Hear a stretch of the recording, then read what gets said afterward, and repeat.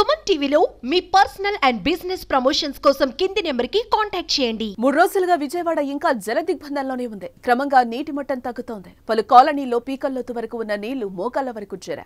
నీటి మట్టం తగ్గుతూ ఉండడంతో సహాయక చర్యలు ముమ్మరం చేస్తున్నారు. వరద కష్టాలు తీరిపోతున్నాయి అనుకుంటున్న బెజవాడ వాసులకు మరోసారి వర్షం భయపెడుతోంది. అర్ధరాత్రి నుంచి ఎడతెరిపి లేకుండా వాన పడుతోంది. బుడమేరు వరద ఉధృతి తగ్గినా విజయవాడలో చాలా ప్రాంతాలు ఇంకా వరద ముంపులోనే ఉన్నాయి. నగరంలోని సింగ్ నగర్, చిట్టినగర్ తో పాటు పలు కాలనీలు గత 2 రోజులతో పోల్చుకుంటే వరద నీరు తగ్గినా ఇంకా భారీగానే ఉంది. ఇప్పుడు మళ్లీ భారీ వర్షాలు కురిస్తే వరద పెరిగే ప్రమాదం ఉందని అధికార వర్గాలు అంచనా వేస్తున్నాయి. దీంతో ప్రజలు వణికిపోతున్నారు. ఇప్పటికే నరకం అంటే ఏంటో చూస్తున్నారు. తినడానికి తిండి లేదు, ఇళ్లంతా నీరు, బురద. పసిపిల్లలతో తీవ్ర ఇబ్బందులు పడుతున్నారు.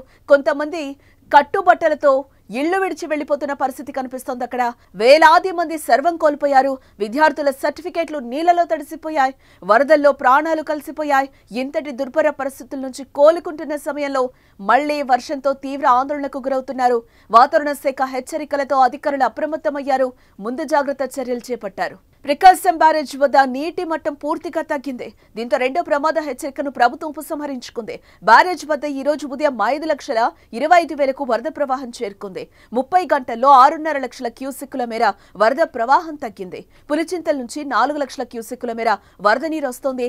వైరా, మున్నేరు, కట్టలేరు, కీసర వంటి ఉపనదుల నుంచి పూర్తిగా వరద ప్రవాహం తగ్గిపోయింది. ఫలితంగా ప్రకాశం బ్యారేజ్ కు వరద ప్రవాహం పూర్తిగా తగ్గింది. బ్యారేజ్ దిగువ భాగంలో నదీ తీర ప్రాంతాల్లో జల దిగ్బంధనం నుంచి గ్రామాలు క్రమంగా బయటపడుతున్నాయి. మళ్లీ వర్షం వస్తే కృష్ణానది మరోసారి ఉగ్రరూపం దాల్చే అవకాశం కనిపిస్తోంది. ఇటు మరోవైపు విజయవాడలో సహాయక చర్యలైతే కొనసాగుతున్నాయి. హెలికాప్టర్లు, డ్రోన్ల సాయంతో ఆహారం, మంచినీళ్లు ఇస్తున్నారు. ఆహారం పంపిణీకి డ్రోన్లను ఉపయోగిస్తున్నారు. ప్రభుత్వంతో పాటు స్వచ్ఛంద సంస్థలు వరద బాధితులకు సాయం చేయడానికి ముందుకొచ్చాయి. అయితే చాలా చోట్ల ప్రజల ఆకలితో అలమటిస్తున్నారు. పాలు, నీళ్ల కోసం ఎగబడుతున్నారు.